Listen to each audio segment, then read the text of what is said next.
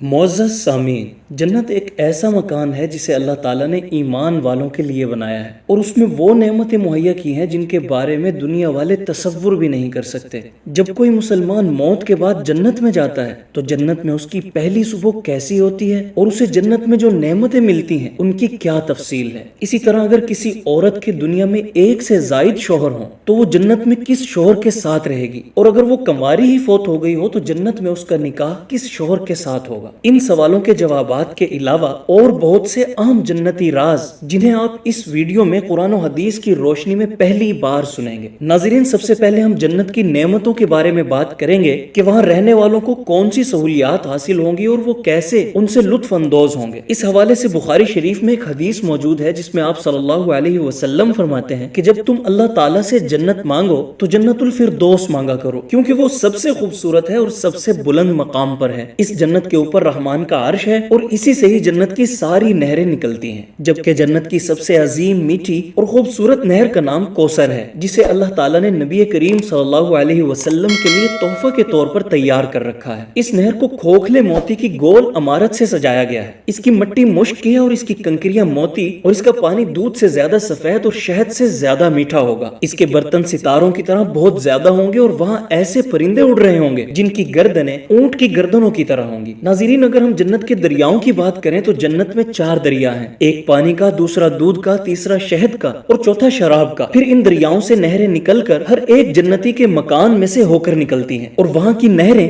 زمین کھود کر نہیں بنتی بلکہ زمین کے اوپر ہی رواں ہوتی ہیں۔ ان نہروں کا ایک کنارہ موتی کا، دوسرا یاقوت کا اور زمین خالص مشک کی ہوتی ہے۔ جو گروہ سب سے پہلے جنت میں جائے گا ان کے چہرے ایسے روشن ہوں گے جیسے 14ویں رات کا چاند چمکتا ہے، اور دوسرے نمبر پر جانے والے گروہ کے چہرے ایسے چمکیں گے جیسے کوئی نہایت روشن ستارہ چمکتا ہے۔ اگر جنت میں موجود محلات کی بات کریں تو وہاں مختلف اقسام کے جواہرات سے بنے ہوئے محل ہیں، اور وہ ایسے صاف اور شفاف ہیں کہ اندر کا حصہ باہر سے اور باہر کا منظر اندر سے دکھائی دے گا۔ ان کی دیواریں سونے اور چاندی کی اینٹوں اور مشک کے گارے سے بنی ہوئی ہیں، اور وہ بھی اس طرح کہ ایک اینٹ سونے کی اور ایک چاندی کی ہوگی، زمین زعفران کی ہوگی اور کنکریوں کی جگہ موتی اور یاقوت بھرے ہوئے ہوں گے۔ جبکہ دوسری روایت کے مطابق جنت عدن کی ایک اینٹ سفید موتی کی، ایک یاقوت سرخ کی اور ایک زبرجد سبز کی، جبکہ گارا مشک کا، گھاس کی جگہ زعفران، موتی کی کنکریاں اور عنبر کی مٹی ہوگی۔ اگر وہاں کی حوروں کی بات کی جائے تو بخاری شریف میں ایک حدیث کے مطابق ہر ایک جنتی کو کم سے کم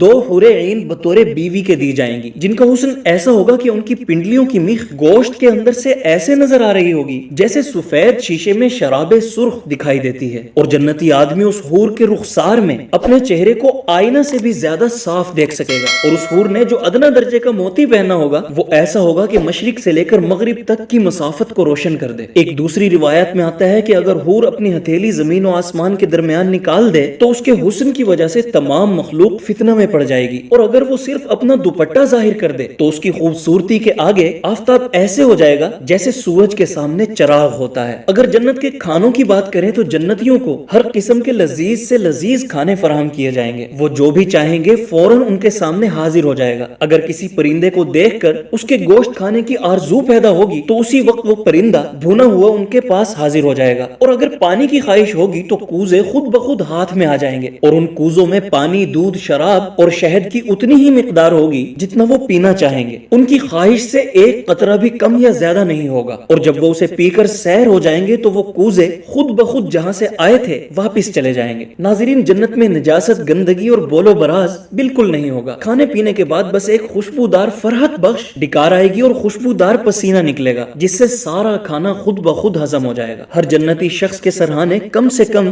10,000 خادم کھڑے ہوں گے جن کے ایک ہاتھ میں چاندی کا اور دوسرے ہاتھ میں سونے کا پیالہ ہوگا، اور ہر پیالے میں نئے نئے رنگ کی نعمت ہوگی۔ جنتی آدمی جتنا کھاتا جائے گا اس کی لذت اتنی ہی بڑھتی جائے گی۔ ہر نوالے میں 70 ذائقے ہوں گے اور ہر ذائقہ دوسرے ذائقے سے جدا ہوگا، اور ہر نیا ذائقہ اپنے پچھلے ذائقے سے مل کر ایک ساتھ محسوس ہوں گے۔ ایک دوسری روایت میں ہے کہ جب کوئی بندہ جنت میں جائے گا تو 2 حوریں اس کے سرہانے پائنتی بیٹھ کر نہایت اچھی آواز سے گائیں گی، جس میں وہ اللہ تعالیٰ کی حمد بیان کریں گی، اور ان کی آواز ایسی خوبصورت ہوگی کہ مخلوق نے ویسی آواز کبھی نہیں سنی ہوگی، اور وہ گا کر یوں کہیں گی کہ ہم ہمیشہ رہنے والیاں ہیں، ہمیں کبھی موت نہیں آئے گی، ہم چین والیاں ہیں، تمہیں کبھی تکلیف نہیں پہنچے گی، اور ہم راضی ہیں، کبھی ناراض نہیں ہوتی، اور اس شخص کو مبارک ہو جو ہمارا ہے اور ہم اس کے ہیں۔ اور اگر کوئی جنتی اولاد کی خواہش کرے گا تو اس کے خواہش کرتے ہی بچے کا حمل، ولادت اور 30 سال کی عمر فوراً پوری ہو جائے گی، اور جوان بچہ سامنے آ کر کھڑا ہو جائے گا۔ ناظرین، اگر جنتی آدمی کے جسم کی بات کی جائے تو اس کے سر کے بال، پلکوں اور بھووں کے علاوہ بدن پر کہیں بال نہیں ہوں گے، شرمگی آنکھیں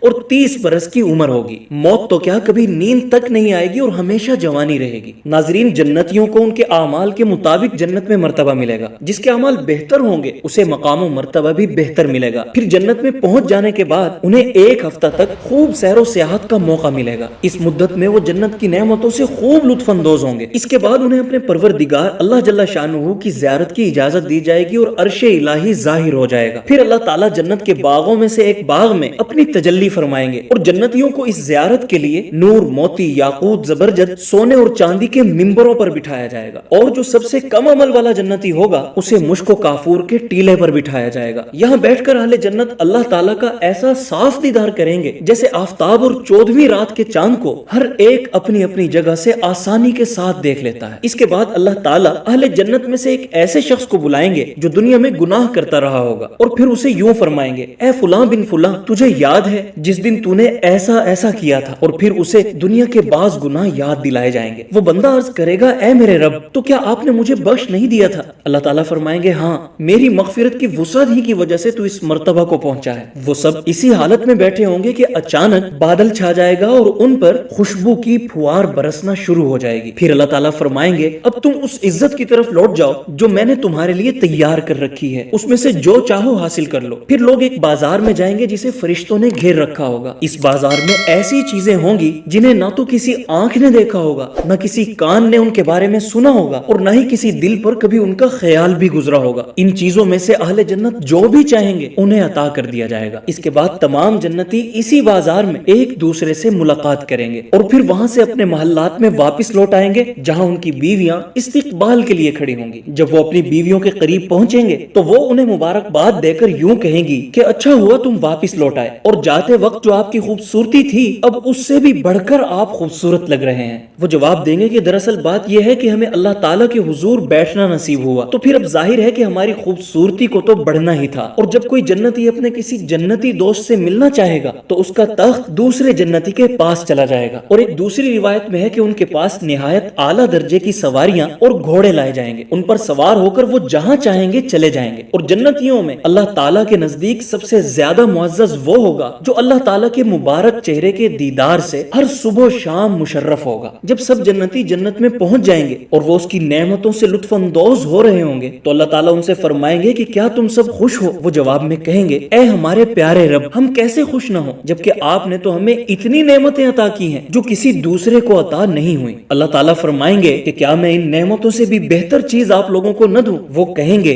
کہ اس سے بڑھ کر بھلا اور کیا چیز ہو سکتی ہے؟ اللہ تعالیٰ فرمائیں گے، میں اپنی رضا آپ لوگوں کے لیے جاری کر رہا ہوں اور آج کے بعد کبھی بھی آپ لوگوں سے ناراض نہیں ہوں گا۔ ناظرین، چونکہ آپ جنت کی نعمتوں کے بارے میں تفصیل سے جان چکے ہیں، چنانچہ آپ کے لیے یہ اندازہ لگانا کوئی مشکل بات نہیں کہ ایک جنتی آدمی جب زندہ ہو کر جنت میں اپنی پہلی صبح کرے گا تو اس کی وہ صبح کیسی ہوگی۔ وہ شخص جو دنیا کی تکالیف اور پریشانیوں سے گزر کر اچانک جنت کی خوبصورت نعمتوں میں جا پہنچے تو یقیناً وہ اپنے محل کی اونچائی پر کھڑے ہو کر جنت کے خزانوں اور اس کی نہروں کو دیکھ کر حیران رہ جائے گا۔ اس کے آسمان و زمین تبدیل ہو چکے ہوں گے، دودھ، شہد، شراب اور انتہائی سفید پانی کی نہریں، سونے اور چاندی کے محلات، تا حد نگاہ موتیوں کی سرزمین، کستوری کے ٹیلے، ہر طرف عمدہ خوشبوئیں، گھنے درخت اور ان کی سونے کی ٹہنیاں اور تنے، مختلف رنگ و اشکال کے پھل، خادمین کی ایک بڑی جماعت، عظیم سلطنت، بلند مقام، خوبصورت آنکھوں والی حور و غلمان، اور پھر اسے یہ بھی پروانہ دے دیا جائے کہ اب آپ ہمیشہ جوان رہیں گے، کبھی بھی بوڑھے نہیں ہوں گے، ہمیشہ تندرست رہیں گے، کبھی بیمار نہیں ہوں گے، ہمیشہ زندہ رہیں گے، کبھی موت نہیں آئے گی، ہمیشہ خوشیوں میں رہیں گے، کبھی غم نہیں دیکھیں گے۔ اپنے اہل و عیال میں سے جسے آپ کھو چکے ہیں اللہ تعالیٰ انہیں بھی وہاں ملا دیں گے۔ اتنی نعمتیں دیکھ کر خوشی اور حیرانی کی ایک مسحور کن کیفیت میں ڈوب جائے گا اور اللہ تعالیٰ کے حضور سجدہ شکر ادا کر کے یہی کہے گا کہ اے میرے پروردگار، آپ نے اپنا وعدہ سچا کر دکھایا۔ ناظرین، اب ہم اپنے آخری سوال کی طرف آتے ہیں کہ اگر کسی عورت کے دنیا میں متعدد نکاح کی وجہ سے ایک سے زائد شوہر ہوں تو وہ جنت میں کس شوہر کے ساتھ رہے گی، اور اگر کنواری ہی فوت ہو گئی ہو تو کیا جنت میں اس کو کوئی شوہر ملے گا؟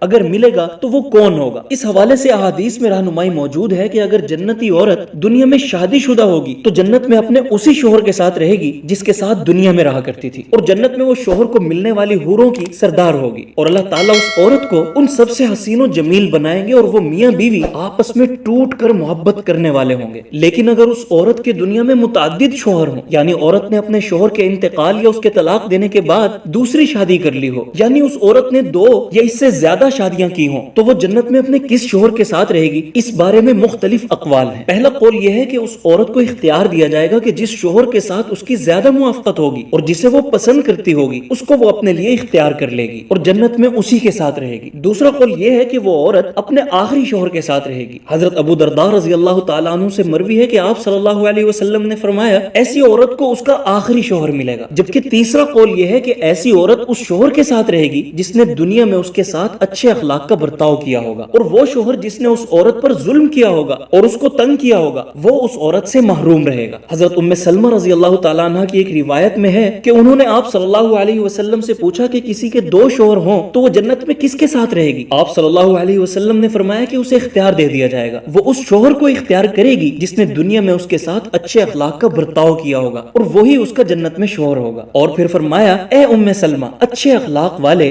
دنیا اور آخرت کی بھلائی لے گئے۔ جبکہ چوتھا قول یہ ہے کہ اگر سب شوہر حسن اخلاق میں برابر ہوں گے تو یہ عورت آخری شوہر کو ملے گی، ورنہ اسے اختیار دے دیا جائے گا۔ اور اگر عورت کنواری ہی فوت ہو گئی ہو، یعنی اس کا شادی سے پہلے ہی انتقال ہو گیا ہو، تو جنت میں جس مرد کو بھی وہ پسند کرے گی اس کے ساتھ اس کا نکاح کر دیا جائے گا، اور اگر اسے جنت میں موجود لوگوں میں سے کوئی بھی پسند نہ آیا تو اللہ تعالیٰ اس کے لیے ایک مرد جنت میں پیدا فرمائیں گے جو اس کے ساتھ نکاح کرے گا۔ اللہ تعالیٰ ہم سب کو دنیا اور آخرت کی تمام خوشیاں نصیب فرمائے۔